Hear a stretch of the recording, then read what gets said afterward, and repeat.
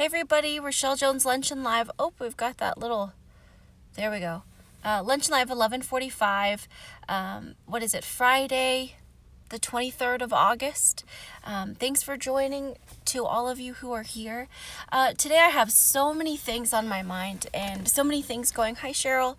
That I just thought, you know what, I'm not going to plan a talk. I'm going to leave it open to you guys if you have questions. If there's anything that you've just kind of wondered over the time that you've been following these luncheon lives, or any grief recovery specialist, or just in the world you hear something and you're wondering, or just something that's on your heart, or whatever it might be that's popping up for you. Because sometimes I come in with an agenda and then I talk the whole darn time. So that's not really helpful. But I will get us started. So the first kind of idea on my mind is I have a lot of things. And I didn't sleep again last night after my incident that I posted about the other day. So because I didn't get my work done last night, I had a kid event. And so I feel myself like tired and maybe with a little bit of an attitude. So I'll be mindful of that. But here's the thing. So I talk with people constantly, like all day already today. And my husband does, my kids do.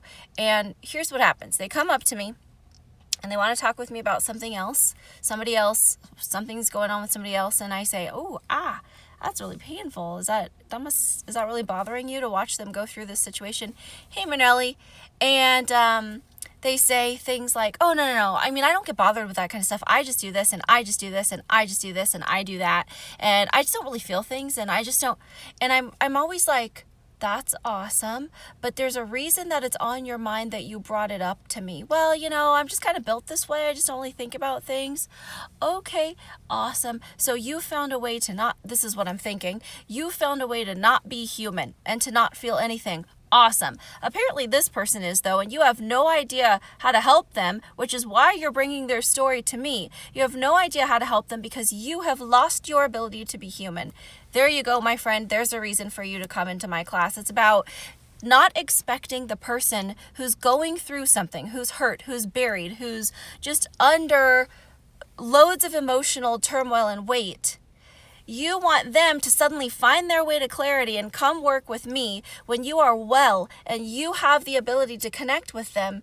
You should be educating yourself. You should be coming to my class, not making it all about the person who's hurt and buried. Does this make sense? Are we tracking? So often, I ask somebody, oh my gosh, what's that like for them? I don't know. I just do this. That's great. I didn't even ask about you. That's what I'm thinking. We don't even know how to stay on topic. We don't know how to be human with one another. We think that because I do and I do and I do, that therefore everyone else should be doing that same way. And I got a news flash for you. Your way has only helped you. Maybe it's helped you. Maybe you've just gotten used to the way that you do things. But last time I checked, there is no Rachelle Jones invented program for healing emotional wounds. There's no, my husband's Wes Jones invented program for healing emotional wounds. The grief recovery method is solid. Hey Jones. The grief recovery method is solid for all cultures on every continent except for Antarctica.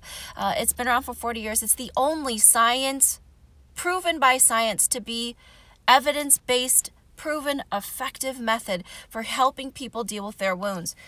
Don't always wait for the person who's wounded to go after it. You do it. Educate yourself so you know what to say or not say or do. You know how to listen. You know how to respond or not respond. You need to be educated just as much as they need help with their wounds. What if you're the only one? Maybe they never come to me.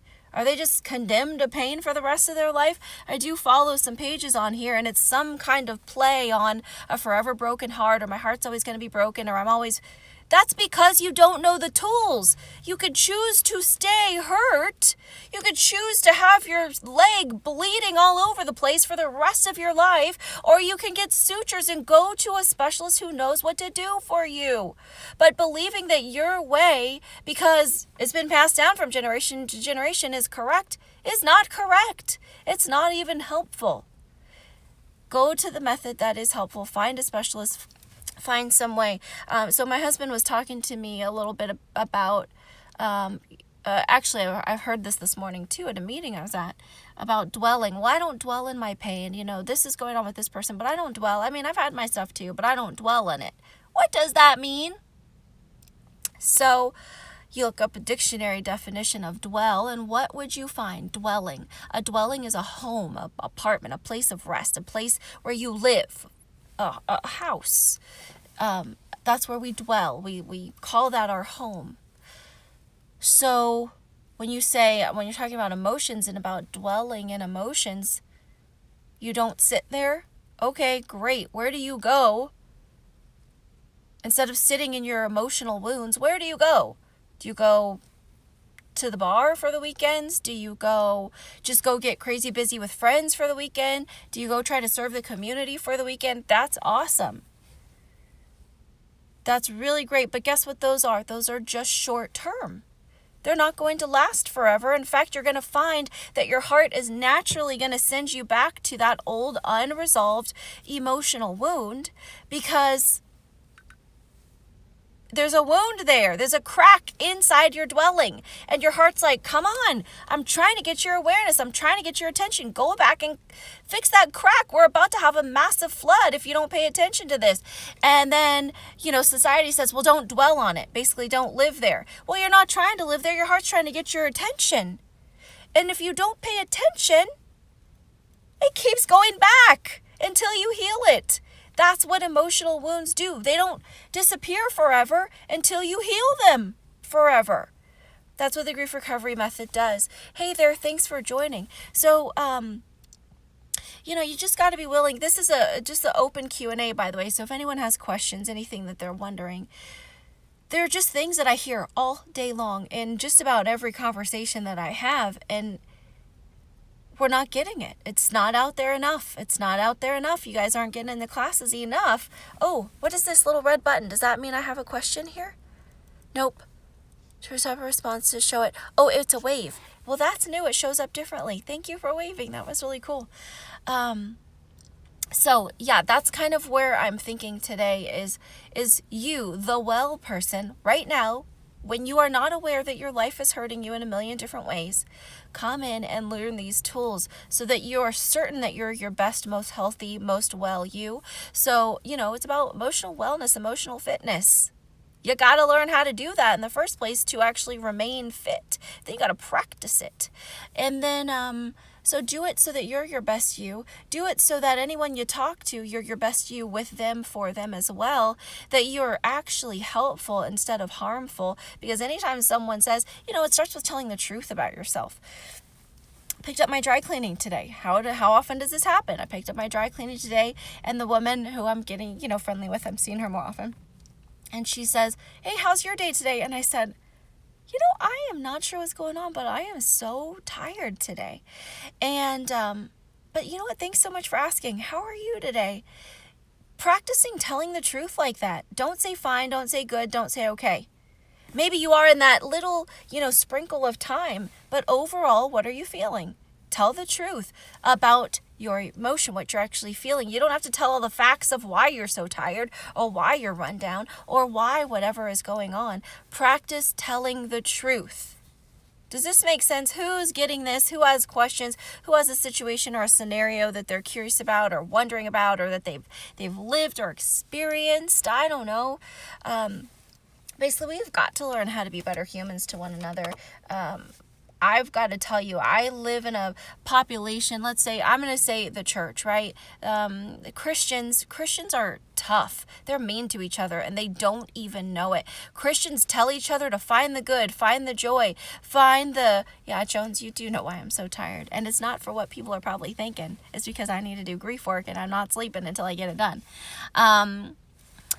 But Christian community is so tough, and it doesn't matter what church you're going to. It's talking about find the joy, find the good, find the positive, because of Philippians. That is great, and some other scriptures too. But if you are a Christian, you are following Christ, I believe. And if you want to follow Christ, you better study out those Gospels, because I don't see one time where it says Jesus was laughing and just like, yes, I get to go to the cross. He wasn't excited about that, guys. He cried. He sweat blood. He knew his friend Lazarus died. But he wanted to acknowledge the pain of the people who died. He knew he was going to raise Lazarus. He didn't say, no, hold on, guys. Hold on. It's about to get great up in here. Just get excited. Be good. This is a trial for your faith. No, Jesus, he sat with the emotions where they were.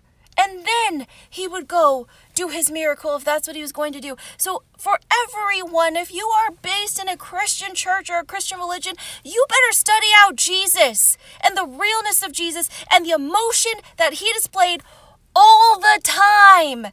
Because I'm getting really tired of the Christians trying to good and joy and awesome their life to death, and they're missing the heart and the realness of being human. There's my sermon for today. I'm getting frustrated at that. See, I told you I'm tired. I got an attitude. We have got to grow as a society into being human with one another. And human life is not all good and fun and joy. If I am excited and joyful and excellent, you're not going to say, Rachelle, don't feel joyful. But if I feel bad, people want to say, don't feel bad. They didn't mean to. Don't feel bad. Tomorrow will be better. Bo, don't feel bad. They're going to do great things. I don't care what they're going to do in the future. First of all, you don't even know. You don't have the ability to see the future. And second of all, you've got to acknowledge this moment where people are. If somebody has the courage to tell you their truth, you better listen. And if they don't tell you your truth, it's probably because somebody's beat them up enough where they don't feel heard, or you've beat them up enough and they stop telling you their truth. Look at yourself. Go educate yourself. I have these classes. These are some 2-day workshops. What do we have? One in September, one in October, one in November. These are up on my website, griefrecoverywithrachelle.com, my Instagram site, my Facebook site. They're everywhere. Find your way to travel here or set it up and I will travel to you with enough people in the class to do these 2-day workshops, because the thing is, thank you, Cheryl, thank you, Wes. The thing is, we have got to learn to be better humans with one another, and right now we're failing. We're not doing well. The suicide rates are going up in every genre of the world, and I gotta tell you, it's probably because they got grief that isn't heard, recognized, realized, and they don't know what the heck to do with it. You better figure it out, you guys. I need your help. The people around you need your help. Get educated. You don't have to be a grief recovery specialist. You can be a good friend, a good listening, heart with ears friend. My classes are 2 days. They're $6.95. They will change your life and they'll change the life of the people around you. Get serious. This is Luncheon Live 11:45 on 23 August. I love you. I'm thankful that you joined. You know what? Please share these messages with your friends. If you find anything that's helpful for you, I will try to save it to YouTube so you have a link that's shareable. But seriously, guys, you've got to consider if there's something good that you hear that's good, that's powerful, that's meaningful, that you think could help somebody near you, including you. Always look to yourself first. But share these messages, tag them, I don't know, send it to them, share with them, whatever you need to do. But we have got to be better humans with and for one another, for ourselves first, and then for the people around us. Because if we don't look at ourselves and educate ourselves, good luck. I love you. Luncheon Live 11:45. I'll see you next week.